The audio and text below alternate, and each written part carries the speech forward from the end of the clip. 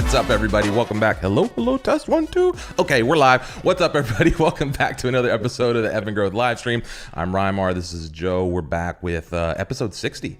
So episode number 60 today, we're going to dive deep into the Webflow sales process. We go back to this every once in a while. You know, we dive deep into sales, and those tend to be fairly popular episodes. Everyone's always looking to figure out how to make more money with Webflow. So we're going to get into some of that, the details of, really the 5 steps to every sale, but specifically how they relate to Webflow. But before we get too far into that, let's up and grow.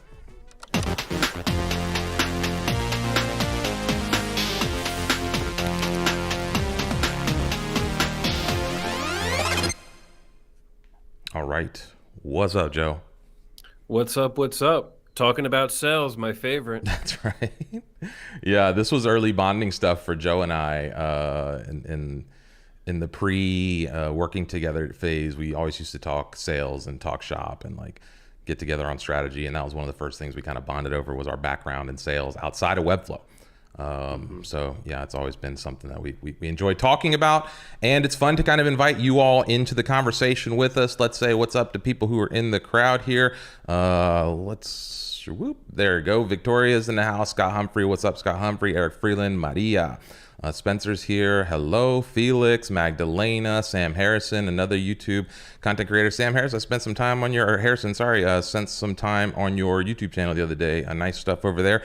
Tanette, what's up? Excited for this week's topic? Yes, for sure. Hello, everyone, and leave your thoughts in the comments as we go. We're going to jump into a couple little quick things. Joe, what do we have up for folks first today? First, we get into announcements, and the first announcement is that FN Pro is live. Hundreds of people have already signed up for a free account. We have now over 100 people, or close to that are on the Pro level, and this is our all new community offering. Rymar, what is Pro? It's a ton of stuff. It's in addition to all the things we're doing regularly now, we're starting to roll specific features out as it relates to the products we're building, the community we're trying to build around tools inside of Webflow. So, the community that we operate for events and learning and different things as it relates to just Webflow in general, that's going to stay over here. That's same stuff is going to be in play, right? So all of the live streams, we're starting a newsletter. You'll get that this month. If you're not subscribed, be sure to join that here. Invites to all of our public events. We're still going to have lots of free events. What we're really trying to do here is bring people into a more intimate one-on-one experience on the agency side and on the tools side, get early products or early access to some of those products, and then access to some of the courses. We have our first members only hangout coming up. So let's see, what is it, third Wednesday of every month. So we'll have a members only hangout. And just a couple things to note on that. We are kind of in a pre-sale here. So this lifetime offer will be valid through May 31st. At that point, the lifetime offer will disappear. From there, the Pro annual rate will go from $79 to $99, and it'll stay that way for a while. We may bring the lifetime back for special occasions, special deals, etc. But it's a lot of fun. Conversations just kind of getting started in that space, and we're excited about everything that's going on with that. If you're a Pro, we just updated the dashboard with a little video, so go check that video out. And yeah, lots more updates to come on all of that, but that's all we got. Let's get into the disclaimers and jump right into the show here today. Unless you got any other thoughts there, Joe. No, great overview. Disclaimer, number 1, sales is hard. Keep at it and you will find out that it will work for you. You will find a process that works for you, but it is hard. It's very rare for somebody to start in sales and just be good at it. You will be rejected, and yeah, just remember that it is not easy. Disclaimer 2. Sorry, I think the titles are sticking just a little bit here, so bear with us for that. But yeah, I wanted to even jump on there. Sales is hard in general, and especially getting momentum going, especially in a new industry, especially in a field as prolific as web design. So many people have been building websites and kind of doing this stuff for a long time just because Webflow's new, right? So a lot of times people get locked up in this idea of Webflow, and they get really excited. But web design has been around. This business has been around for a long time. So finding a way to crack that nut is hard. Like Joe said, you kind of got to stick with it. And if you're starting out, we're going to go through 5 steps to every sale. If you're just starting out, you want to focus on steps 1 and 2 kind of exclusively at the beginning. And so that'll make sense as we reveal these, but just keep that in mind that as we go through, you want to focus on steps 1 and 2 almost exclusively until you get to that steady lead flow. And then from there, you want to kind of keep maintaining that attention. So always keep that in mind as we go here inside of sales. So Joe, anything we missed on the disclaimer? That's it. Let's get into the audience prompt. Audience, we're asking you, how do you get hyped for your sales process? What do you do in your sales process to get excited? That is the question we're asking. Go ahead, put that in the chat. Let's make this interactive. We'll pick out some comments and we will talk about it. Yep. Yeah, for sure. Let's see. And yeah, leave those thoughts in the comments all about how do you get prepped for it, right? Some of the sales process is not super glamorous. It's not always exciting to follow up with emails and to, refine your lead gen process or your email drip campaign or whatever the heck it is that drives you leads. It's not always fun or like super exciting. Definitely not as exciting as building something new and beautiful in Webflow. That's the fun part. Right. And so we get lost. We learn this new skill. We get excited about building stuff. So we want to know, what is it that drives you to actually go make this work as opposed to just playing and building beautiful things all day. Because sometimes that's what I just want to get lost, doing is just building fun stuff. Right. But you got to make a business out of this if you're going to do this long term. So let's jump into that right off the top here, Joe. So no further ado, let's jump into the 5 steps. We've talked about these before. We've also talked about, I don't know, fill in for a second, Joe. I put this graphic together because we talk about this concept all the time. And I want to talk about the concept of just selling a little bit. But yeah, open up with and any thoughts on these 5 steps or just the concept of breaking sales down, because these 5 steps are effective no matter what you're selling. We're talking specifically about Webflow today. So we're going to tie everything back to Webflow. But basically what we've done here is these are the just core 5 steps to any sales process and the things you have to go through in the road from taking somebody from they don't know anything about your product, they have no sales intent at all, to at the end of the day, they're like a raving fan. And so these 5 steps happen along that process no matter what you're selling. If your goal is to get somebody who doesn't know anything about you and get them to the place where they're ready to spend some money with you, these 5 things are going to happen. So Joe, thoughts there? Let's get right into it. Number 1, the win my attention. This is step number 1. Somebody has to know who you are. You have to stand out somehow. Somebody has to contact you for your service. And that can be through portfolio, community involvement, resources, any kind of video, marketing, content, anything to get somebody's attention. You have to do that. That's a first step here to get that lead through to your funnel. Reimar, what else with that? Yeah, I always tell people there's 2 steps before you can even start selling anything. First you have to get me to understand why, first you have to draw me in, right? You have to show me something, and you have to convince me why I should listen to you. And I think so many times people just start selling, especially with Webflow. This is where we bring up this graphic. I finally did a graphic for it. I talk about this all the time about how Webflow and what we sell is not we get excited about being this creative web flower, this thing that can give people the power to throw fireballs. But really what we're selling is the customer with these superpowers, right? And so at the beginning of that process, you have to first establish that the thing that you're selling is not what you get excited about. We all get excited about the tool. We all get excited about Webflow. We all get excited about this creative ability. But the client, they just have needs and things that they want to do, And so your job is to somehow on this path show them that you have the ability, you're this flower, this web flower, if you will, that can give them the ability to reach their online goals and to do these things. And so the first step to that is always kind of breaking in and getting that attention. And yeah, we've talked a number of ways to do that with different, through the different episodes about building the portfolio, how to get involved in the community, how to build clonables. Like we've had episodes on all of these over the last 6 months or so. But the next step is turning that attention into action, right? Lots of people can go viral. Lots of people can generate attention. Lots of people can get people excited for a brief little moment. But how do you capture that? You know, how do you turn that attention into actionable stuff? You know, how do you experiment with your lead generation, right? Like, what are the things you do to you know, like get people to trust and get involved? Joe, like what you know, what do we do there? Like that takes us into step 2, really, right? So step 1 is getting the attention, but converting that attention into action is like the hard part, right? So this is where we talked about disclaimer. You need to focus on step 1 and step 2. So step 1 is getting that attention. This is that building the portfolio, getting involved, blah, blah, blah, whatever. And then learning how to turn that attention into action. Those kind of 2 phases of that first step are vital for anyone trying to break into the space. And the way you do that is you start telling a good story. So Joe, you know, like step 2, right? So step 1's win my attention. Step 2 is tell a good story.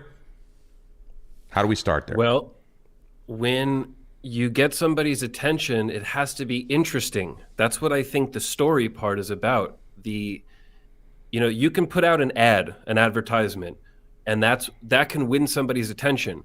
But if they click on the ad and there's nothing interesting when they get to that landing page, then you're not doing a good job telling the story, giving somebody a reason to continue with you. So when you tell a story, you reach something emotional. And I think that makes it interesting. That is why somebody would want to move forward with you, because there's some emotional connection. They like what you're doing. They like what you're saying. They like your brand. They like your colors, whatever it is. This is all what I see as part of the story. Yeah. Yeah. And that story, we talked about this. It was in episode 38. We talked about brand building, and we talked about the value of storytelling to build a brand. And we broke down that building a brand is essentially a unique story that drives relatable action. So there was like this short little takeaway, this little one sentence to remember about like what makes a great brand. And that was a unique story that drives relatable action. And so that story is something that really creates stickiness. If you go back to, we've talked about this a number of times, just our core foundations as a society. Before we had words, before we had websites, before we had TV or radio or any of this shit, we had stories.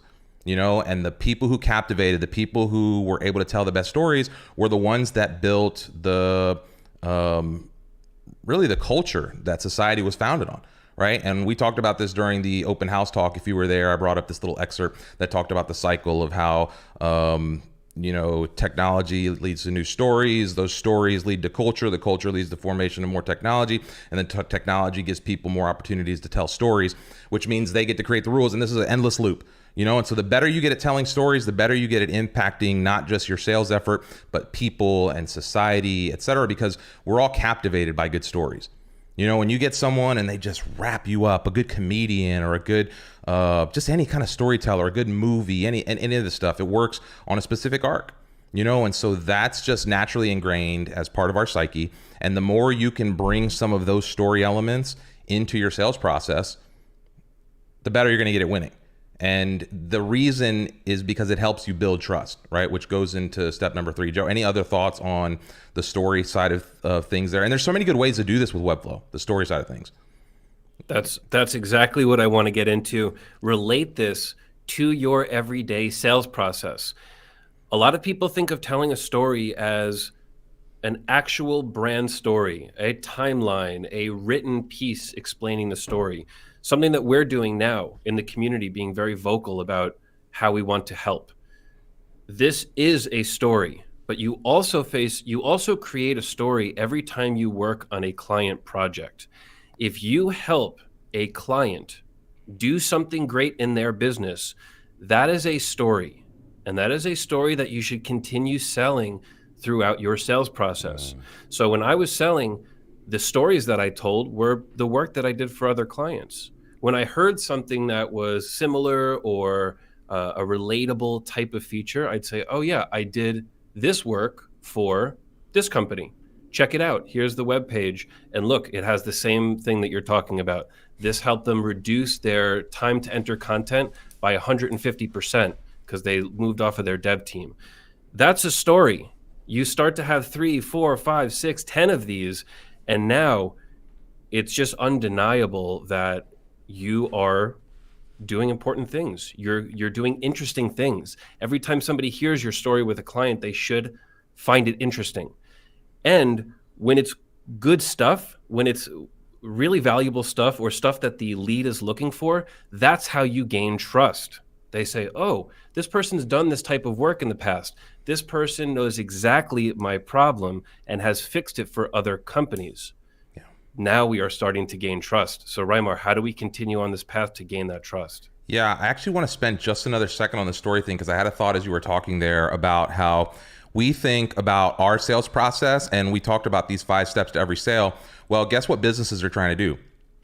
They're trying to sell, right? And so that means that they have a 5-step process they're trying to go through, and part of that story or part of that process is their story, right? And one of the ways you can use this story element in building sales leads in Webflow is helping businesses tell good stories, right? This is where Webflow becomes so powerful because a lot of times the way you can generate sales demand is by having other clients who, you know, you've really helped do a certain thing. I'd be interested to know what some of the successful Webflow developers who are in the audience right now, watching this either now or in the future, share in the comments, like, what is the story you tell? Why do clients come to you, right? For Finsweet, it's badass, crazy, just you want to do something in Webflow that, you know, you're like, I don't know if we can do this. It's got to be like, you know, cutting edge. It's got to be super beautiful, you know. And so it's like, okay, we build Finsweet Webflow websites.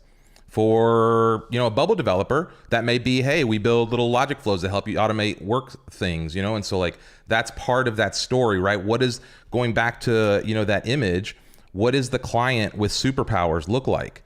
Right? What does this customer with superpowers look like? How can you help them tell that story? How can you help the customer see themselves in those shoes?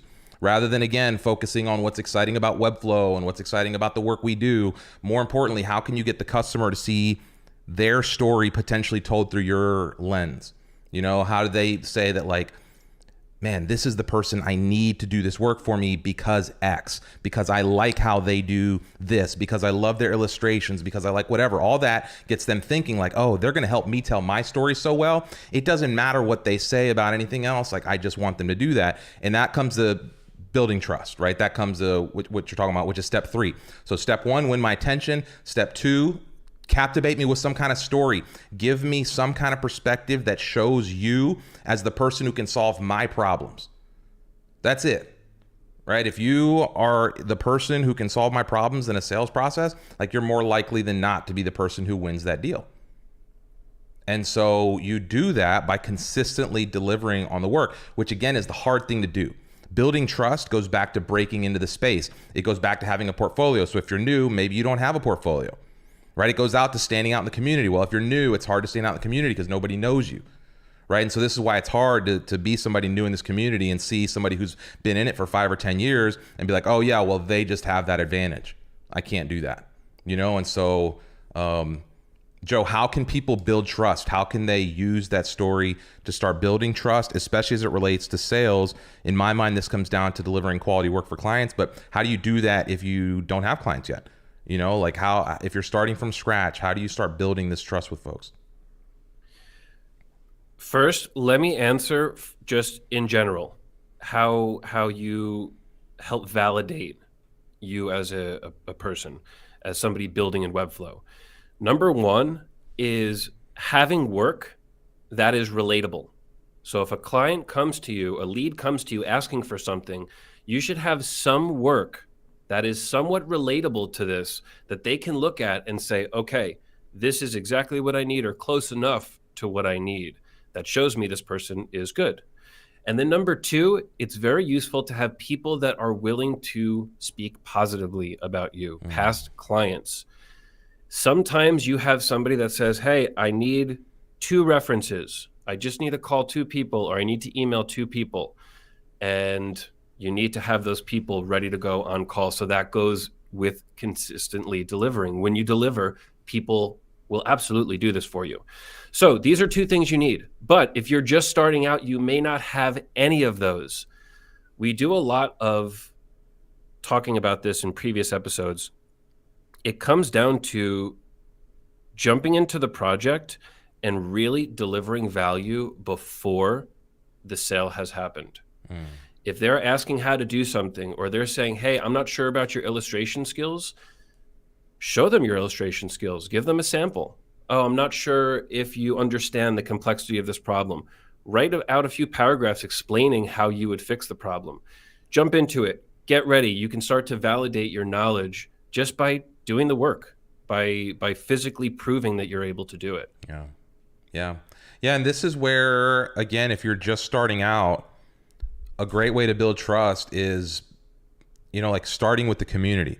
The community's got a lower threshold for, like what they'll accept as like a cool project than most clients do, because there's no money on the line, right? And so if you do a cool clonable, or you release something into the community, or you create some kind of resource, it's going to get a lot less technical scrutiny. It's going to get a lot less it's just going to get a lot more emotional, like, oh, hey, this is cool. Look at what so-and-so did, right? It's not going to go through the same meat grinder. And so creating tools for the resources, and I go back to this clonable stuff. I saw, I wish I would have saved the tweet. Somebody was talking about on Twitter, just the number of clones they get.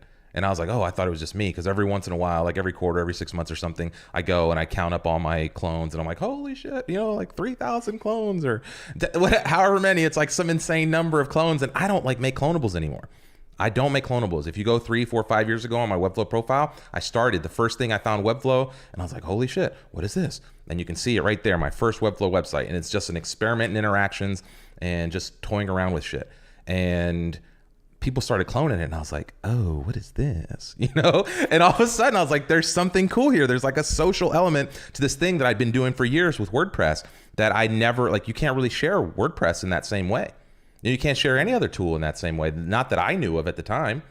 And so that infatuation with being able to build and go in built me a little trust with a couple folks. I went to the Webflow Facebook group, and I shared this thing, and I was like, hey, look at me, and the community was a little smaller then, sure, okay. But then I did that again a week later, and a week later, and a couple days later, and then boom, a one that goes a little viral because it was cool and simple, and it's still there. The card fan on hover, it's still every month. There's 2 that get cloned a lot. There's no code video, and then there's that card fan on hover. Those are the 2 things that on my profile are always getting cloned, and I'm still surprised. Those are some of the earliest things I ever did, and literally they're still being found. And so that started creating a little bit of trust in the community. And then I started using those to brag on Facebook about, look at these things I can do, which started piquing people's interest who were just around looking for website stuff. And then next thing you know, I get a lead. I get somebody that says, hey, we want help with Webflow. And it wasn't the top tier client, right? Because those clients were coming to other agencies. They were coming to the big agencies. But for me, it was a lead. It was okay, hey, somebody wants to pay me some money? Cool. And then it started experimenting. I started experimenting with the price. I started experimenting with, I never stopped doing the clonables either. I just kept, okay, that worked. That built some credibility. Let's keep going. And so that's why I would encourage everyone is to find that thing. And that may not be clonables for you. That may be YouTube videos. That may be a little meetup. That could be, I don't know. There's a million things that you could do that becomes that in your own world. But I do think everyone needs to find a little something like that becomes a tool or a process that they can continually fall back on to generate leads, to generate attention, so that you can start telling the story, so that you can start building trust, so that you can then take the next step in the sales process. All those things have to be there. Step 1, step 2, step 3, right? If you skip any of those, you can't do step 4, because step 4 is asking for the sale. And step 4 should just be a logical conclusion of step 1, 2, and 3. If you generate enough attention and you tell a good enough story and you build trust effectively, then it just becomes about a numbers game. How many people can you put to the top of that funnel to get to the point where they're just I need to do business with these folks. They're the ones that are going to solve my problem. They're the ones that I need them to build my website. I need it to be you. And that's not everyone's going to get to that point, but that's the goal here, is to get to that place where asking for the sale is just a logical progression in this workflow that's already been happening for months and years. You just, it's compounding interest. You didn't know it, but the thing you did 3 years ago is what's going to drive the sale tomorrow, So if you don't have those things, you can't do that. So that is what trust is. That's Joe. Any missing there before we jump into like really asking for that sale? Yeah, that's a great overview of trust. So important. And if you're missing that step, it's probably not going to work. You could hit all the 4 steps, and the trust one is just crucial. I'd say it's the most important one. So that's number 3. And number 4 is asking for the sale, a compelling call to action. When I sell, I like to be very forward about selling. I'm telling people this is a sales process, a sales call, and I'm going to lead you in the right direction. I don't want it to be secretive. You don't want to come off as, is this person trying to sell me? Or are they not trying to sell me? Or like, you don't want any kind of something that's not clear or something that may be confusing. Full transparency, that's the best way to do sales. So when I ask for the sale, I like to literally ask for the sale. So we've done this. I think we're ready to move forward. I would love to write up a statement of work, get it over to you. We could start as soon as tomorrow. Bam. Very forward. And when people want to work with you, when they do the step 1, 2, and 3, and they're interested, when you say something like that, they are ready to sign and they're ready to start tomorrow. Yep. So that's how I like to do it. Reimar, what do you do when you're asking for the sale? Yeah, it's been a while too, because I haven't sold websites in a year and a half since I really started here. I kind of hand off all those leads now, and I have a deep-seated idea that basically every interaction in life is a sale of one of 4 things, either time, service, product, or idea. And the better you get at kind of following these 5 steps, like the better you get at kind of interacting with folks. And some of them are super transactional in the context that like you see them as a sales process, like what Joe just talked about, where you want to specifically ask for the sale. And that's kind of the context we're focusing this conversation. So in my mind, it's about building up momentum towards those closing statements, right? So it's validating all the way down the process, again, that you're the person that's going to solve their problems, that you're the fireball flower that they need to, to be the Mario they want to be, and so I think practicing phrasing questions and making that closing statement is something you should do well. Like Joe doesn't mince words when it comes to like what he just talked about. Hey, we did X, Y, and Z, we feel we could move forward. Boom. And so you got to get used to what's it going to take to earn your business? Like what, if we do X, Y, and Z, can we move forward with this project? Right. So you could lead to those things earlier on in your sales process where you're just like, oh, okay, so if we were able to do these things, like we got a deal. Right. And so you could get early commitments on certain things as you move forward. And so I would just start learning how to kind of use questions and reinforce the questions they ask you. Right. To basically build up that buying momentum, that impulse, that intention, to cash in on all the trust you built, right? At this point, you've been doing all the things right. At this point, this is the next logical step. And the interesting thing is that you like, this is where building demand comes into play. If you have demand and there is like, some kind of allure of like, oh, I can't have this. People want it even more, right? And so this is where, again, having all that attention, having a solid lead flow, having some process that takes that attention and converts it into some kind of conversations where you can be in this point, but then having enough of those to allow you to kind of be a little picky about who you do business with and who you actually accept, that puts you in charge, right? We talk all the time about if you're kind of desperate to make a sale, it's a lot harder to make the sale. Whereas if you're in a position where, hey, I got 3 or 4 other accounts already lined up, I'm booked out for 2 months, now you're in charge, And so I really think that the better you get at all, that step 1, 2, and 3, the easier step 4 becomes. Step 4 should not be hard. Like it should not, if you find yourself in a difficult position trying to convince people to pay you to do your work in this space, you haven't done a good enough job up to that point, or you're treating it like a commodity. And websites are easily seen as commodities by lots of people right now. Websites is something a business needs to have. It's something they'll do. Maybe they don't really see the value in spending a bunch of money on it, so they're just looking for the cheapest person to get it done. If that's who you're selling to, you're going to have a hard time doing any of the stuff we've talked about here. You know, like if that's you, I doubt there's many of those people in our audience, but I don't know, Joe, what do you think? I think most people in that mindset are probably going to have a hard time doing a lot of the stuff we've talked about in this episode, because now you're just racing kind of to the bottom. You're competing just on price or speed or something like that. And it's hard to build value in those kind of sales transactions. So that's where I see the limitation here. I think you got to set up a threshold and a benchmark for the type of clients you want to attract. And that goes back to the type of story you want to tell, which goes back to the trust, you hope to build. And so I don't know, Joe, and any thoughts on that? I really think the asking for the sale should be an easy part of this process. Yeah, that's actually one of my red flags. If step 4 is hard, that's a red flag. That means maybe back away from the project, because when you are good at step 1, 2, and 3, and step 4 is hard, that means that person may not be a right fit for you, may not be a right culture fit. They may not truly appreciate what you're about to do for them. So when you're first starting out, of course, you can't just say no to all these difficult step 4s. It may be difficult to do step 4 and ask when you're first starting out. That's not what we're talking about. We're talking about delivering on 3, 1, 2, and 3, and then 4 doesn't work out.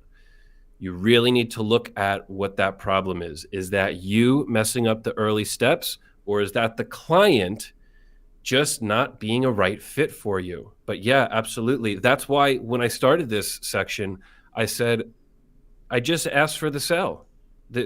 We're ready to move forward. This is a project that we want to take. I can do statement of work today and we can get started tomorrow. Yeah. Because it's really not supposed to be difficult, and most people say yes to that. And guess what? The statement of work is a list of all their problems. Yep. This is what you need. We're going to do it. This is what you asked for. We're going to do it. This is what you asked for. And when they see that, they're ready to sign and move forward. Yeah. So, yeah. Yeah. Yeah. And I think that maybe, like you talked about, one of the things that's happening in that instance is maybe you're pushing too many people forward into that, they're ready to buy phase, or because you want to just close more deals. And so then you get a little loose with the leads you let through, and then you start forcing deals. And then you get into like stuff we've talked about before about, just shit clients or having like just being in tough situations with the team. So I agree. I think step 4. So let's recap real quick. Step 1 was winning my attention. Step 2 was telling a story, and you can start to tell the story. And I think step 2 is something you start to do, and eventually as you get better at step 2, 1 will happen more and more. But really step 2, the telling the story, is what helps you do 1, effectively get as much attention as possible, and also build trust. So I don't know, maybe at some level the order is reversed. We got to start with the story. I don't know, start with the why. Okay, so step 1, win my attention. Step 2, tell the good story. Step 3, gain my trust. Step 4 is asking for the sale. And so step 5, in my mind, is the most important step in all of this, because this is how you build the legacy. This is how you reinforce the trust.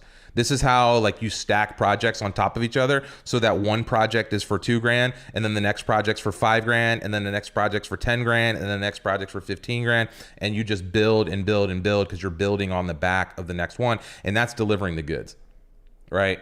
This is where the social sales starts. This is where the real branding starts. This is where everything you've worked so hard, like this story you've worked so hard to like get people to believe could be true, actually has to become true.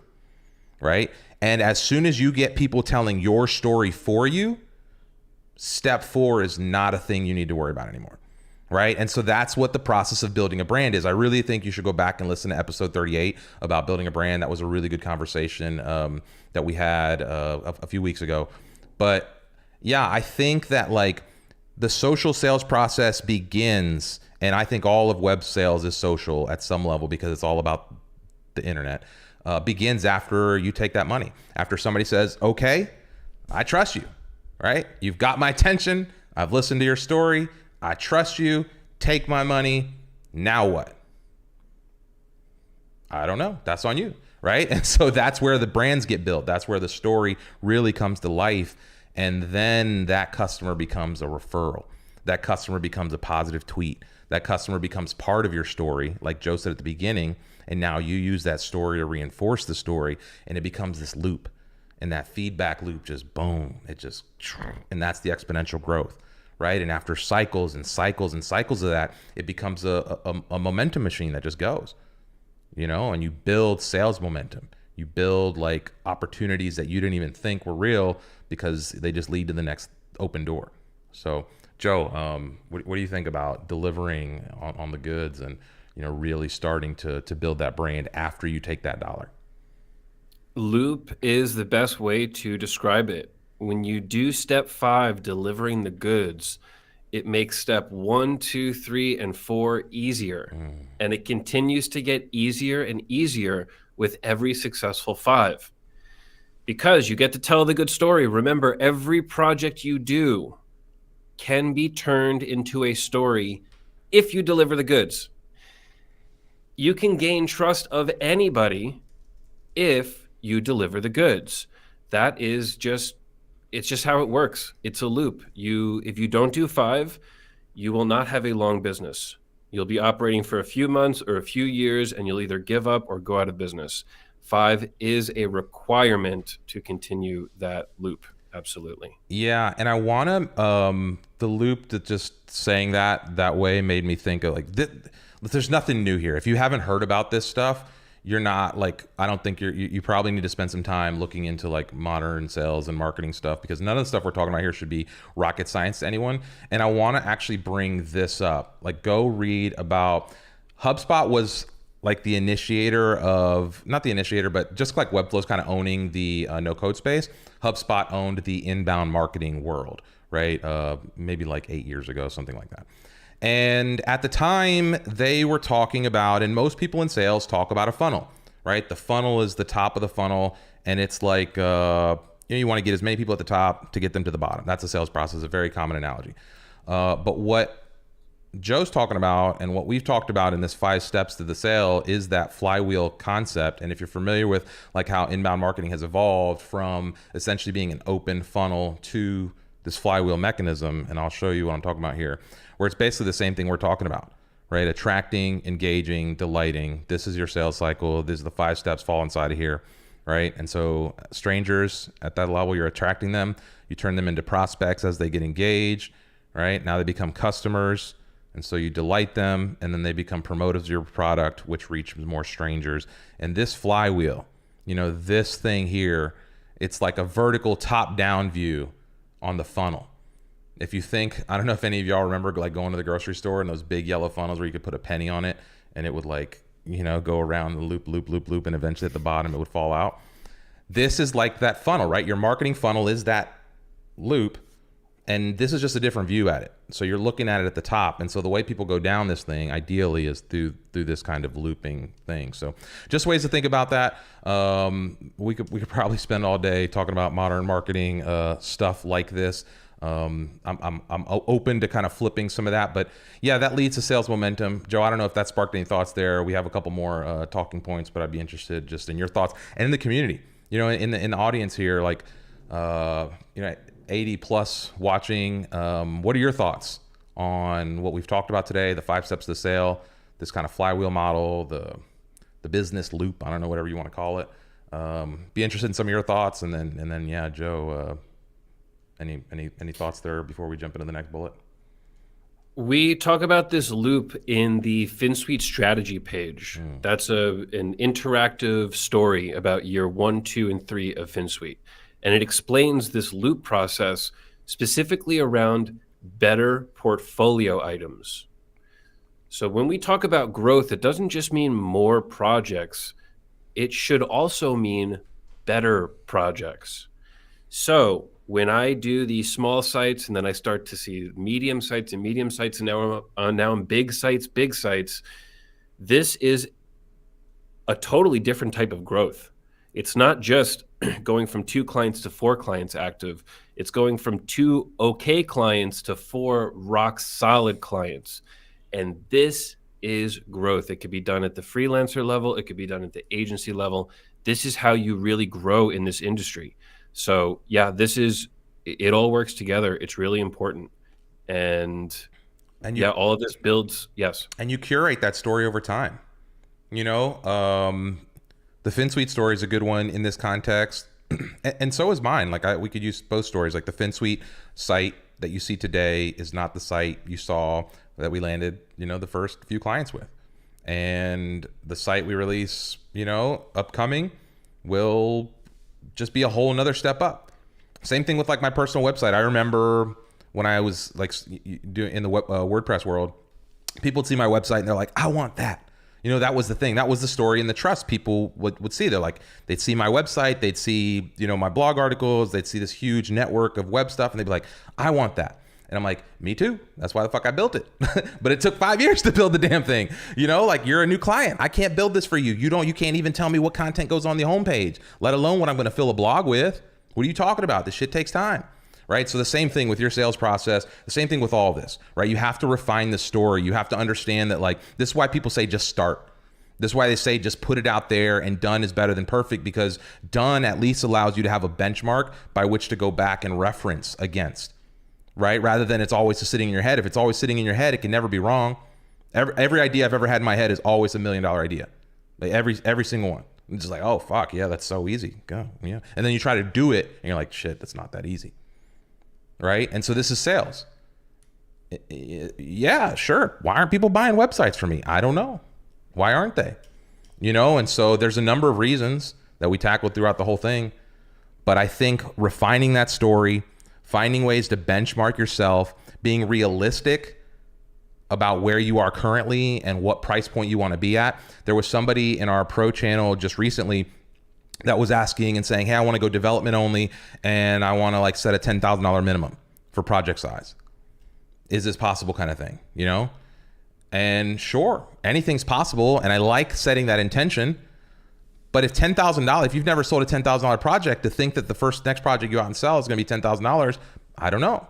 That's maybe if you're selling $5,000, $6,000, $8,000 projects, that's not a crazy jump, right? But then how do you reshift that value? How do you reshift the story? How do you go from doing one thing to then doing another and getting people to pay you different from what you were doing previously? That's the challenge. That's that refining that story. That's the shaping and molding and testing and exploring. We talked a little bit about exploring your pricing. How to when you get started. What section was that under? At the beginning. Experimenting with trust. So turning this attention to leads. Right? So experimenting with the pricing. You could set a price for $10,000 and then be like, oh yeah, I sell like 2 websites a year. Or you could sell $6,000 websites and sell twice as many. I don't know, right? So experiment with that and then figure out how to take that $6,000 client and turn them into a $10,000 client over the course of a couple months, or with some upsells or with some other things. So don't ever think that just because you figured it out once or because you sold a website one time, it's going to be that way, or that your process is always just going to work. This is a constantly evolving thing that you always need to be iterating on. The story, the brand, everything. Anyway, Joe, thoughts there? Constantly evolving. This could evolve in a matter of months. You could say, I have a 10,000 minimum now, and that could jump to 12 in 4 months when you have way too many leads. Mm-hmm. It could happen in 6 months. It could happen in 2 years. The point is, it can happen. It will happen, and you just have to be ready to iterate, to change the way you do things, to update your process, to change which projects you show. Now that we are development only, our gaining trust is a little bit different. Our attracting attention is a little bit different because we're focusing on development. We are not focusing on interactions anymore. We're not focusing on design anymore. And because of that, everything that we're doing is shifting. So yeah, it's a big change. And even if you're a freelancer, these changes can be big, but go ahead with them. Your business is always evolving. Yeah. Yeah, people trust businesses that other people trust, and this Webflow industry is going to continue to grow. I know you might be jumping into this and seeing everything that's happening and you're like, oh, I'm not going to be able to compete. Blah, blah. No. You are at the perfect time to start competing. Like, you're just at the point where people are starting to be like, oh yeah, Webflow, that's real. Right? 2-3 years ago, it was hard. Sometimes people look at Webflow and they're like, no, that's not the thing. I'm going to be stuck over here. I'm WordPress. I'm Squarespace. I'm Wix. I'm whatever. Right? Now people are like, yeah, Webflow, I need that. And so now's where you can start running, because now Webflow has trust, right? So like our 5 steps come behind another 5 steps, and Webflow's got a real good story and they're gaining lots of attention right now, right? So they're in that loop where they're building their trust, they're expanding their flywheel, they're delivering the goods, you know, which turns us into raving fans, which then becomes the press, you know, like the platform we stand on to go sell our clients, you know, superpowers. And so don't think that this is like some insurmountable thing. If you look at how big like the web design market is and how small Webflow is in comparison to that right now, there's nothing but upside for anybody who wants to jump into this game right now, right? There, in a year, we're going to be talking about a whole different slew of characters. And a year ago, there were people that are now standouts in this community who nobody even knew about. 6 months ago, you could say the same thing. And in 6 months from now, there will be somebody new. I promise you, mark my words, somebody will come onto the scene in the next 6 to 12 months and take the whole scene by storm by doing something unique. So, what's that brand thing? A unique story that drives relatable action. Somebody's going to do that, and it could be you. I really think somebody in this audience, right? Somebody who's maybe not necessarily just studying these episodes, but somebody in this space who's watching, who's creeping, who's, you know, looking to see what's around. They're going to come out with something super cool. And there's no reason why it can't be you. You know, the only reasons I would see is just the lack of dedication or the lack of execution on a specific thing, because there's people that are way smarter than us and way more capable than us in this space at certain things. We're just tenacious, and we're really good at the sales side of things and then delivering the goods. And then we're building this flywheel, right? And that flywheel becomes powerful over time. And so you might be better at one little thing, you might be better, but find the thing that you're better at, right? That's one thing, like when I started on this team that Joe, that still sticks with me. He's like, the way I build this team is I look for somebody that's just better at one thing than me. And then that's how we build a team. And every person fills a gap, you know? And so where is the gap that you're filling in this space, in your client's world, in, you know, the path to their superpowers, their fireball, you know, path? Like, where are you the flower that they're going to pick? You know, how do you become that? So I don't know. That's just, I know we keep probably going in circles here, but there's so much opportunity. It's about here. The flywheel. Yeah, there's so much opportunity. It's about that flywheel. It's about this.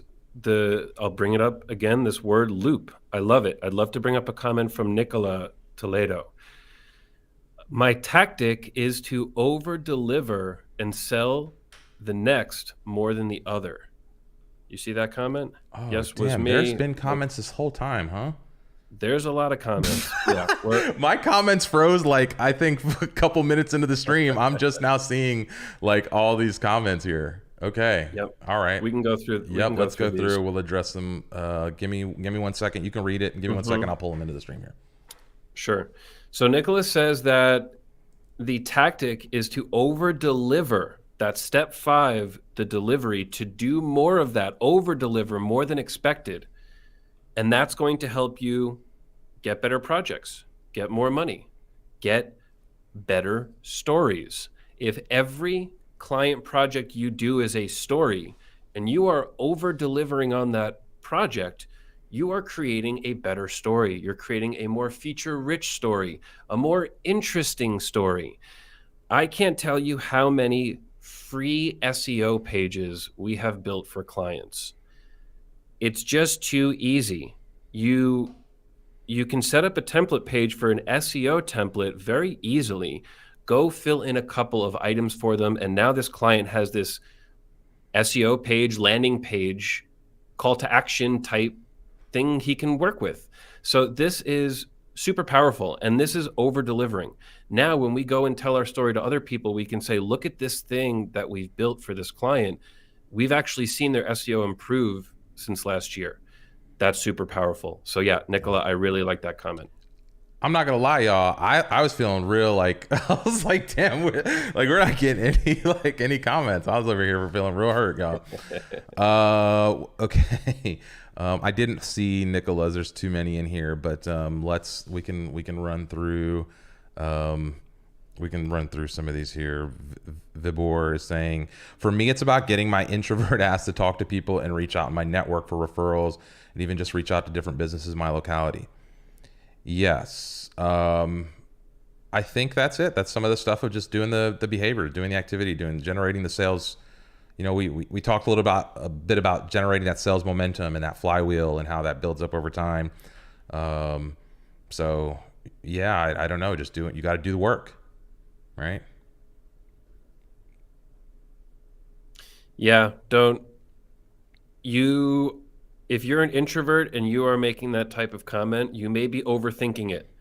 You may just be holding yourself back. Just do it. It will be maybe pretty bad the first few times, but just keep doing it. It will be more and more natural. Yeah. I will also say, you can reach out to your network for referrals, but the world is your network, right? Like I have a buddy on the East Coast of Florida right now, trying to sell websites, literally sent me a flyer. He's going door to door. And I'm like, damn, I did that. I know that. That's not the way, right? Your local market may be a place, and maybe he'll, like he's resourceful. I wouldn't be surprised if he puts that flyer into the right people's hands and he gets some deals. However, like the world is there, and we're playing with a tool that lets you tell whatever story you want on the internet. One of Vlad's favorite stories to tell, like as a Webflow use case, were like these crowdfunding folks that early in the day of Webflow were like manually updating this fake crowdfunding site in Webflow. And they made it look like they had built something, but they didn't build shit. But they went viral marketing, like they had some platform.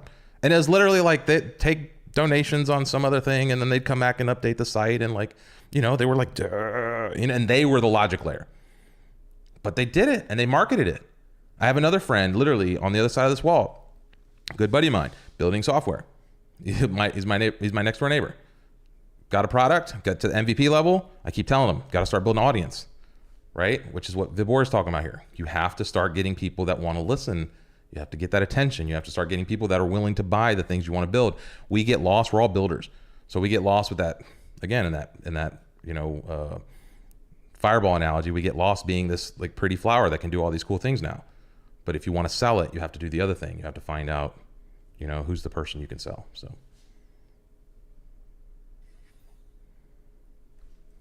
let's see. Can you bring up that next comment? Which one? You had a next comment. Oh, I did. Joseph Bates here. Yeah. Sorry.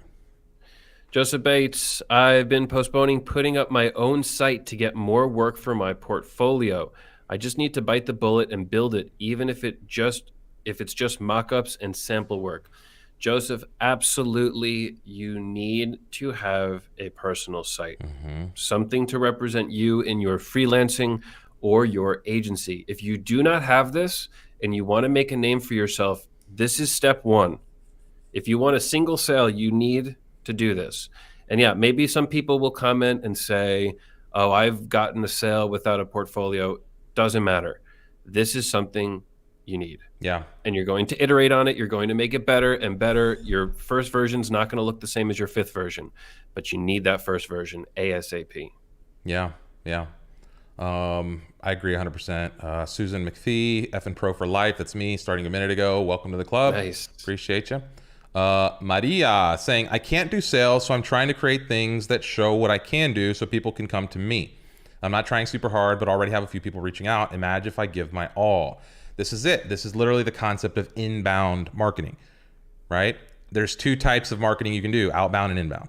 Outbound is you go, that's the flyer my friend's doing, and he's literally going to go put this flyer in people's hands. He's outbound, making calls, cold calling, whatever, right? So you're taking outbound activity to reach folks. Inbound activity is what Maria's talking about here, and that's doing things that get people's attention. This is the magical art. If you're new to inbound marketing, you take a decade back and go review like all of HubSpot's blog, and just go see how that's kind of all evolved into this world now. But this is it. We're in demand marketing. This is what we're talking about. Maria, this is it. This is exactly what you should be doing, is doing little things that help people stand out to get that attention. You're starting to build trust. Maria is doing this, like in this space a lot. She's saying she's not good at sales. She'd probably tell you she's not, great at this, that, or the other, but that's not true. I've seen her work. She's learning and she's starting to build trust in the space. I wouldn't be surprised if in a year or two from now, she's got more work than she can handle, right? And so this is a path that I see lots of people taking. So And I do agree that it doesn't take a lot to start standing out just enough to get one lead or two leads or whatever it is. So, and Lucas Yeah, is remember, here. Yeah, just asking what she's doing. So sorry, go ahead, Joe. going back to the beginning of the episode, disclaimer, it's not easy. So to Maria, it's not going to be easy. And as you continue doing this process, it will become easier as you get better at it. So yeah, sales is hard. And it can even be hard as you start to have a little bit more experience. Because remember, as you start getting better projects, the sales may get more difficult. Speaking to a project that wants to spend $100,000 is very different than speaking to a project that wants to spend $5,000. Yeah. So there are levels to this. There are steps. But Maria, yep, doing the right thing. Yeah. Yeah, and Daniel breaks it down real simply here. Find your client's pain points and show them how you can solve them. That's it. You know, it's a little more complex than that when you get into the weeds of doing it on a consistent basis, but that's the essential flow. Christopher saying, sharing your own knowledge can be a great organic tool. I've been hired just from answering questions in the Webflow forums. There's no classic sales involved. Yeah, I've gotten leads and closed deals just from clonable stuff, just from being in the showcase. People find you. Next thing you know, we're talking on Twitter or we're talking in an email that they filled out on some form, and it's on. It's on like Donkey Kong. You know, and at that point, they're coming to you for a specific reason. They saw something they liked, right? If somebody's reaching out to you, you've already got the hard part of the sale done. You know, like the hard part in sales is getting people to come say, hey, what are you selling? You know, like we were in the farmer's market this past weekend, and it made me remember being in some of the markets in Mexico, Joe, where it's just like, everyone is just, oh, come look at what I have. You know, a shot of tequila, a little thing, a little trinket that I built, a little tapestry, some statuette, whatever it is. And everyone's like, look at me, look at me, look at me. That's it. That's the internet. You know, it's the same thing. This is a real modern version of that same game, you know? And so finding ways to start that conversation and get that attention, I don't know. But there's no shortage of methods or channels for that. Bullshark Creative here is saying, found visual workflows and proposals to help build client excitement and confidence in Webflow projects. Joe, we did some of that. Any thoughts on that comment? We did. Yeah, we did some visual proposals and found that they didn't really help the sale at all. Some people liked them. Some people didn't care for them that much. I found that sending the statement of work was the easiest and best way to do it. It was very direct. We're ready to move forward. This is our official proposal. It covers everything that you wanted. When you sign, we're ready to start on the date that it says. Yeah. So visual workflow proposals, I'm not saying are bad, but they happen to not work for our sales process and our sales flow. So yeah, this is a case-by-case basis. I know a lot of companies that use visual proposals, really nice PDFs or videos or whatever, and they do really well with it. Yeah. So yeah, that's a great comment. Yeah, it comes down to your sales process. Yeah, I agree with Joe that like the better I got at selling this stuff, the simpler my proposals and like statements of work got, to the point where like at the end when I joined Finsweet, it was basically just bullet lists. Here's what we think. Here's, you know, some basic price elements. Here's a list of assumptions, and here's what we're stating to do. And it was literally just, you know, a page or two of just that kind of stuff. But I agree with Joe. I think there's some agencies that do a good job of, you know, building these whole fantastic little things. And some companies need that, right? Some companies want that. Some companies want to be courted. They want the whole, you know, kit and caboodle. They want, you know, some agency to roll out the red carpet and make this big pitch and go through the whole ordeal. And so there's value to be had on all of that. It just depends on your business model, like Joe said. So. Okay, let's see. Scott Humphrey. You want to take this one, Joe? Sure. Scott says, I've had a lot of inquiries from being ranked high on Google in my city, and the client reading a blog post that I published a few years back on Webflow versus WordPress and why I use Webflow. Excellent. So this is what we talked about before with your work now can influence your career 3 years from now, 4 years from now. So yeah, Scott, that's great to hear. Scott got in early, wrote some content, and now he's getting those benefits. Love to see that. This is the unsung story of blogging slash content marketing in general, right? I haven't touched my personal blog in, I think, since like 2018 in any meaningful way. Right? We joke about this all the time. It's still on WordPress. You know, it's not a Webflow site. One day, it's going to happen before, like, I think May 5th, because that's when my WordPress server renews and I'm not paying that bill again. But that legacy content in the context of helping you gain attention over time and the compounding value of creating content over time cannot be overstated here. I have articles online from 5 years ago, from 8 years ago, that still drive thousands of page views per day, right? Like I checked my Google Analytics the other day and I still generate like, I don't know, 35 to 50,000 page views a month on my personal blog. I haven't written on that blog and I can't tell you how long. I literally can't tell you how long it's been. And I still get people that reach out and read the different things and see this or see that. And so, yeah, Scott, exactly what you're saying here. It's like, you never know when the thing that you do is going to touch the right person and pull them in. And again, put them into your flywheel, put them into the top of your funnel so you can start, get the little, my next graphic's going to be the penny going down the flywheel, Joe. I'm going to have my next Mario graphic's going to be a penny going down the flywheel. I like that graphic. Yeah. You've brought that up a number of times on past episodes, and I really like how this graphic tells that story. You're selling the customer with the superpowers. You're not selling Webflow. And this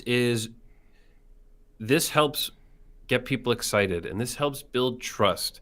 It just relates to every step that we've went through on this show. Yeah. So yeah, the visual, I saw it. I laughed out loud. I love it. And yeah, I hope we bring this up in the future. Yeah, I'll share this on Twitter after the show. We've brought this up a number of times, and last night I was like looking at the show notes and I was like, I'm gonna actually we're gonna do this. Let's put this into visuals here. So okay, let's see. There's more comments here. Another Scott comment here. Being realistic is a huge one. So this is going back to where we were talking about being realistic. Got a preach comment right before that. So I can imagine, one of us was probably on a soapbox. Let's be real, it's probably me ranting about something. Being realistic is a huge one. You need to know if your work is 2K, 5K, 10K, or 20K. If it isn't, don't waste time working that isn't going to help you grow. Put it to the side and learn from it. Tanner's following that up. For us, we really started to dissect what's the real difference between 5K, 10K, 50, and 100K projects. Holding the work constant, I believe it comes down to positioning and that story you tell. Yes. Totally. Yeah. Like, you can't beat, like, I go back to KP, if you remember, during the open house, was talking about like how now, after like a few years of success and being in his current position, how people take him more seriously. And he's like, well, it's the same ideas. Like, I'm literally telling people the same shit I was telling people 3 years ago, but 3 years ago, nobody wanted to listen. And so what's the difference? Positioning. It's the story. It's leverage. It's other people are now telling people that, no, that's the guy to listen to for this stuff. That's the trust. And you can do this by over-delivering. Rob brings up a comment, when you over-deliver, you become strong enough to upsell or know what to upsell for your next project. When you build something really cool that's not part of your 5K project, and it really is more of a feature for a 20K project, now you can tell the proper story to the 20K project. You have the resources, you have the storyline to say, hey, look at this badass thing that we built for this company. This qualifies for 20K. Yeah. They don't have to know that the company only paid 5K and that you over-delivered and you did great work for them. That's irrelevant. So yeah, the over-delivering, it really helps you get to that next level, jumping through these different brackets. Yeah, I was gonna say right there that like I've never had a client ask me how much a previous client paid for a project that was finished. Yeah. Never, ever, ever happened.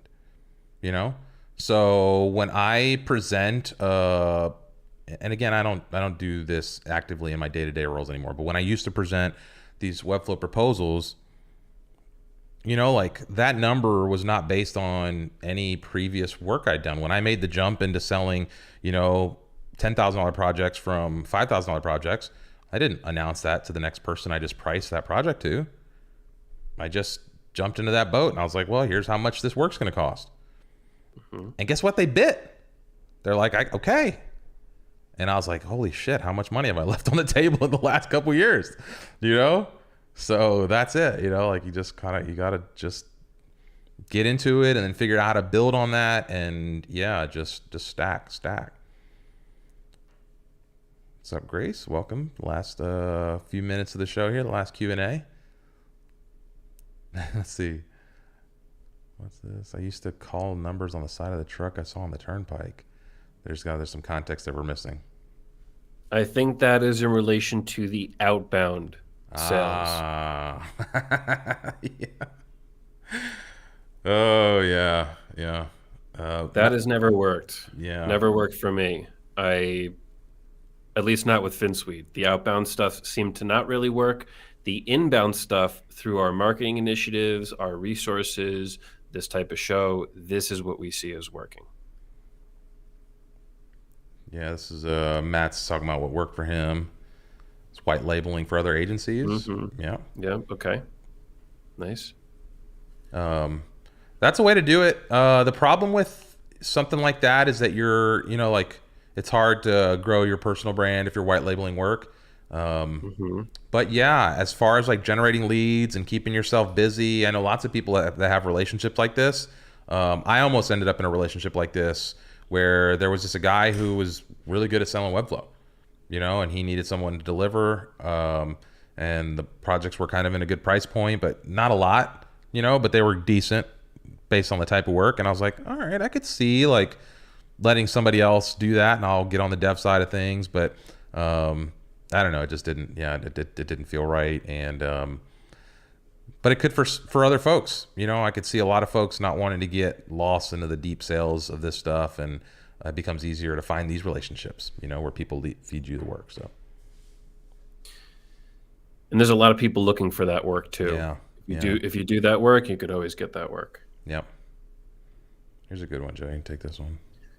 Farewell says, took 7 years for me to go from 300 to 10K. Never stopped trying to get better. Hate my sites I built last year, but thought they were the shit at the time.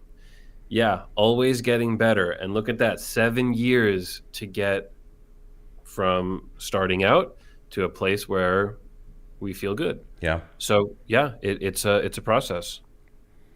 Yeah, here's a good one from Hans.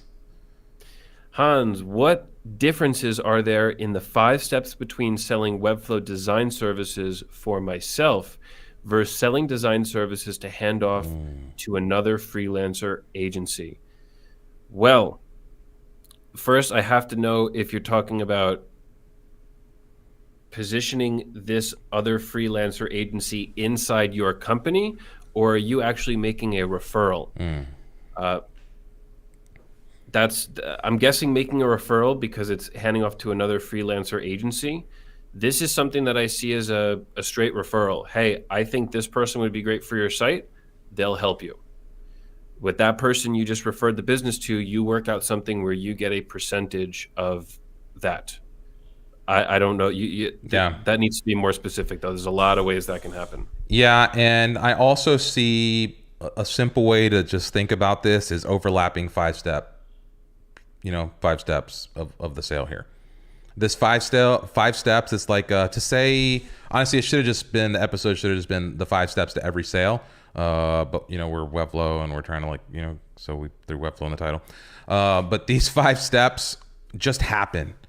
These are just the psychological process that people have to go through, right? First, I have to have awareness. Otherwise, I can't spend money on something. So I'm going to tell it from the client perspective now. So I have to have awareness. Otherwise, I can't spend money on a product. I have to be aware of what this product is claiming to do or service is claiming to do if it's going to fit my needs, right? So I need the story, and then I've got to decide, okay, I'm going to spend some money on this. So I want to make sure I spend it in the right place. So now I got to get to that trust phase, and so these 5 steps just happen everywhere. This could be in relationships. This could be, like I'm trying to think of a non-sales oriented one. Think of a friendship. Think of a dating scenario, right? Like your time, the person you're asking out on a date, they're deciding whether or not their time is worth your time, or your time is worth their time rather, right? And they're going to pay with time, right? So remember when I went back to there's 5, when you're interacting with any other human being, you're selling one of these 4 things: product, service, time, or idea, right? And the person who you're interacting with is paying with one of those 4 things as well: time, service, product, or idea. And so in a dating situation, you're both paying with time, right? And maybe you're pitching an idea and she's paying with time, or vice versa, right? And so the currencies change when you get into Webflow, but the principles stay the same. The currencies change if you get into crypto, but the processes stay the same. The 5 steps are always the same. You always have to get the attention. You always have to tell some kind of story that makes things relatable. You always have to build that layer of trust that makes them, want to take that next step. And then once they take that next step, you got to reinforce that they made a good decision by doing what you said. This is just basic psychology. This has nothing to do with Webflow. This has nothing to do with anything. This is like just stuff that comes up on over and over and over.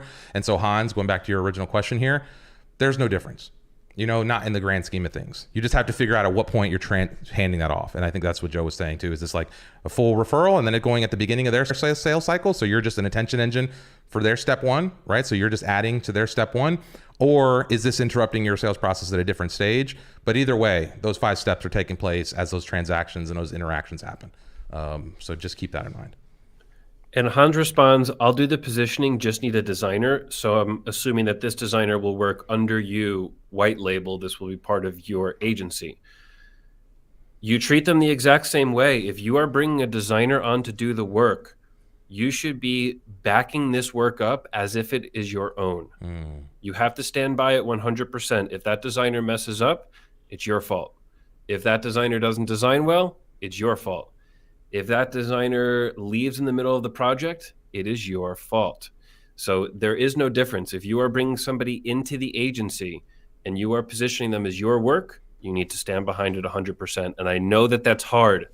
That's not easy. When somebody screws you over personally, it's not easy for you. Yeah. But you cannot transfer that blame and say, client, this isn't my fault. It's the designer's fault. Right. You can't do that. Right. So it's the same thing, no different. Yeah, it's your client, it's your responsibility. Yep. Grace, this is a good thought here saying, first year freelance, I tried to avoid white labeled / dev work only so I could build my portfolio. Now I take them on because they're fun and I also have enough to show. So again, it just falls into your sales process, what you're trying to do. Some of those can be fun because you're working with maybe bigger teams, right? When you're white labeling work like that, maybe you're working with a cool agency and they're going to bring a client that maybe you wouldn't get on your own to the table. Maybe it gives you experience on different types of projects. There's lots of reasons why something like that would make sense. Going back to our original advice is just, do what works for you and inside of your sales process. Great comment from, Christian, the best way to getting leads is making websites for community-based web projects, because you have a lot of new potential clients in this community. Reimar, we were talking about how this community is forgiving, this community is loud, this community is ready to work with you. So yeah, this is a nice strategy here. Yeah. And I don't even think he's talking specifically about this community. I think he's talking about the community you want to be in. So I agree with what you're saying, Joe, is that in this community of Webflow, there's lots of ways to stand out. But I also think that maybe you could take that one step further. And if this is not what he's saying, this is how I'm interpreting it.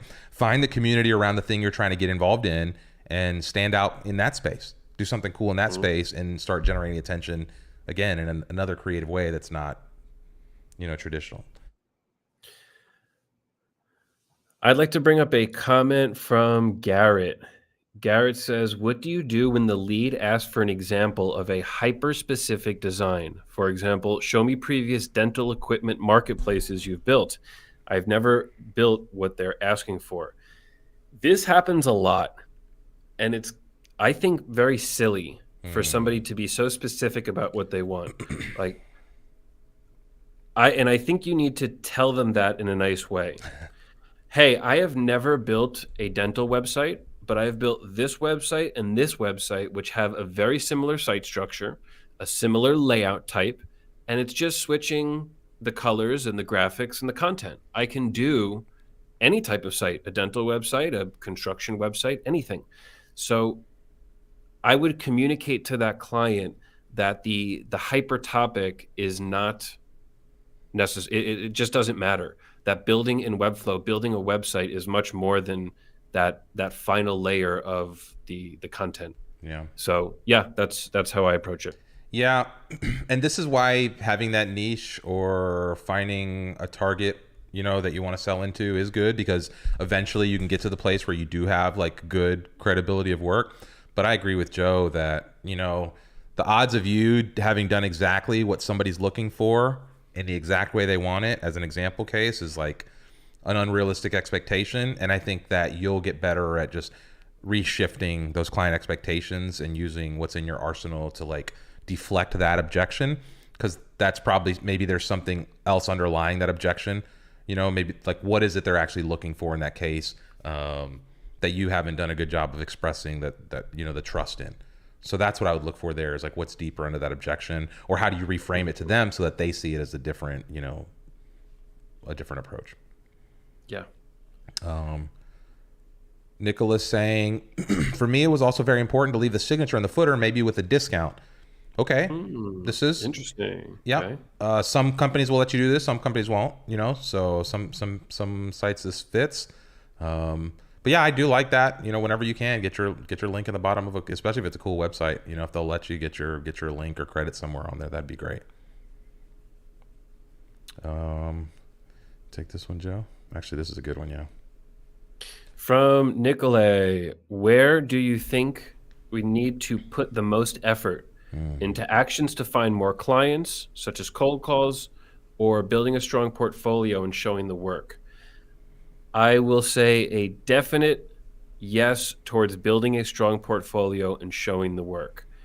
Because when you do your actions to find the clients and then there's no strong portfolio, you have nothing to move forward with. You can't build the trust, step 3.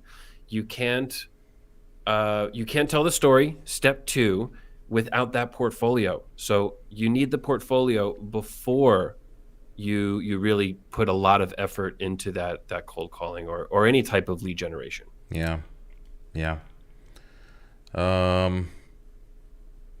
Let's see. Yeah, and I would also say that the outbound stuff in this context is typically a little less effective than the inbound.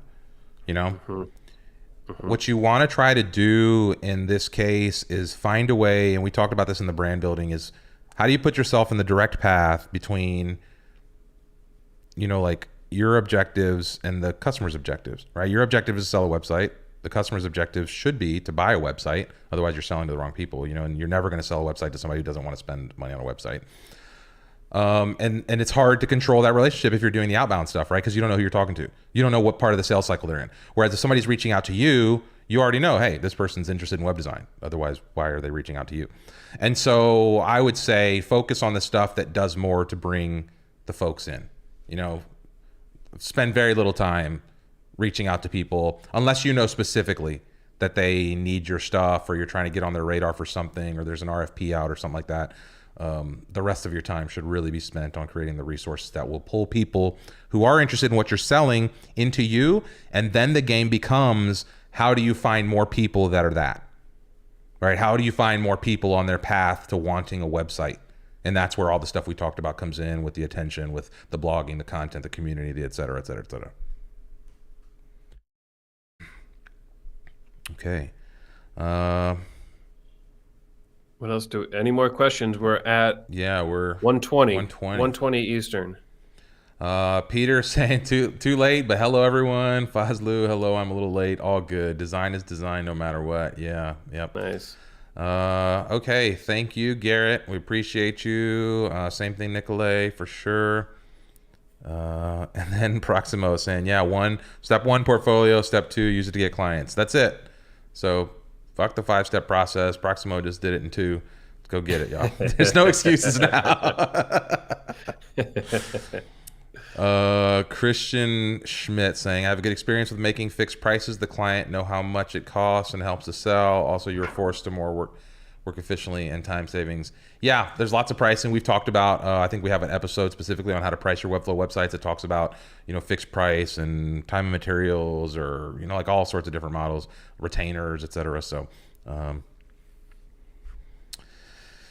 Josh, can you list the pros and cons for focusing revenue for new builds versus maintenance work? What episode was that, Joe? We should just refer him back to that. We just talked about this like literally last week or 2 weeks ago, I think, about some of this, right? How to make money with Webflow, I think the episode was, or something like that, about the different models, or I don't know. We're probably too late in the episode, Josh, but I would explore some of the past episode about making money with Webflow. And I remember specifically talking about the maintenance versus the fixed stuff and how we just added that like in one of the last couple episodes. So I don't know. It's a good one. And Go ahead. Yeah, I don't want to leave him. I'll give a short answer here. Okay. There's no official revenue benefit for new builds or maintenance. It could be better or worse for the other. New builds are going to help grow your portfolio. Maintenance work is not going to grow your portfolio. That's the biggest thing I see. It's not necessarily a revenue question. It's do I want more and more and more portfolio items, or do I want to focus really hard on these few clients and just help maintain them? Yeah. The revenue could be more or less for either option, but that's how I like to look at this, Josh. Yep. Nice. John here is saying, and I'm going to send this one up for you, Joe, I'm not a designer or in an agency, just improving my own site using all the Finsweet tools and training. I plan to hire someone from this community in the future. Great sales info here. Okay, so I thought there was a question coming, but I... Nice. Yeah, just kudos. Nice. Good luck on that, John. Keep us posted. And this goes for anybody out there. If you're watching these episodes, if you're listening to this stuff, these are now available in audio format. So I've even found myself listening back, kind of like cringing a little at some of those early episodes, but whatever, just to make sure, like we're not out here talking total bullshit when we're doing these episodes. But take this stuff in, and if you're learning from this, let us know. Send us a message and say, hey, like this thing worked for me, or this didn't work for me, or hey, we just landed this client. Thanks for, whatever. Like we like to know. We like to know what y'all are doing with this stuff, and to know that we're not just, sending this stuff out into the ether without any real connection points. So if anything resonates with you, or, if any of this leads to success in your professional path, we would love to know about that. Just to kind of report back to the crowd. So. And if we don't hear from you, we'll just end the show. We'll just cancel the show completely and stop doing it. So yeah, it's one or the other. That's it. Yep. 60 episodes, only 40 away from our 100 mark, Joe. Yeah, nice. Yep. That's going to be a party. Hans Lund, great session. We'll have to go through it again. Yes, I think sometimes these are good to go back and dissect a little bit. And same thing with the format. If like there's something on the format that y'all like to see, or if one flow feels better than the other. Today we didn't, by technical fluke, we didn't do as many questions in the middle of the stream as we usually do. I think in this context it was good because it was like getting through those 5 steps and kind of like that whole flow, almost more like a presentation, felt right. But I like the interactive stuff. So anyway, we're open to criticisms about anything, even the format. Nice work. Yeah, trying to soak up the Webflow stuff. Let's see. Nice. Peter, this is telling us he doesn't have an official portfolio, but having more work than he can take. Portfolio in the work, though. Yeah. Wow. Yep. That happens again when your work stands out, when you do good stuff, when you have that trust. You can skip steps. Mm-hmm. When you don't have those things, you can't skip any steps. But when you know what you're doing, you can dance around. It's like any sales training position I've ever been in, you start with a script. Right? You start with kind of like, here's the core thing that the people at the top who've been doing this for a while have outlined as effective for selling this product. Literally every sales process I've ever started kind of works with some framework like that. The best salespeople then take those things, that little bit of framework, that little bit of guidance, that little script or whatever, and then make it their own. And they embellish it. They, find ways to do things. And as they get more and more experience in making those sales, they figure out the little shortcuts that lead to, Hey, the 80-20 rule, right? So I get 80% of my results from 20% of this work. Let me focus 80% of my time on the 20% of things, right? And so you get better at doing that stuff. But when you're first starting out, you kind of got to go through all those things. You kind of got to get to the point where you have that base structure. And so if this is you, if you're just starting in the Webflow sales space, again, don't take our stuff as the gospel. Go look at lots of different things. Go experiment with lots of stuff. Start just playing around and exploring and experimenting. And then once you start finding the things that work, focus in on that stuff and double down, and then experiment with variations of those things, right? Until you find the thing that really works for you, and then double down on that. Start building those flywheels, around different things. And maybe that's around clonable stuff. Maybe that's starting a Patreon. Maybe that's starting a YouTube. Maybe it's starting a meetup, right? And maybe your meetup flywheel is like, hey, we got 5 people at the first attendance. We want 8 people at the next one, and then 10 or 15 people at the next one. And you never know where that matriculates out. We've talked about the benefits of doing those things on these shows. But just find the things that work and do more of that. And then start ignoring the stuff that doesn't work. And then just keep iterating on that. And you'll eventually get there. And yeah, like Peter's saying here, you don't always need to follow all the rules. You don't need a portfolio in all the cases. So great point there. Let's see. Maria, giveaway for the 100th episode. Yeah, we'll do something fun for the 100th. But we got 40 at least weeks today to get to that. So. Gay Perez video looks super crispy today. Let's go. I can't. Nice. Yeah, I was gonna we'll just do this one. For the stream.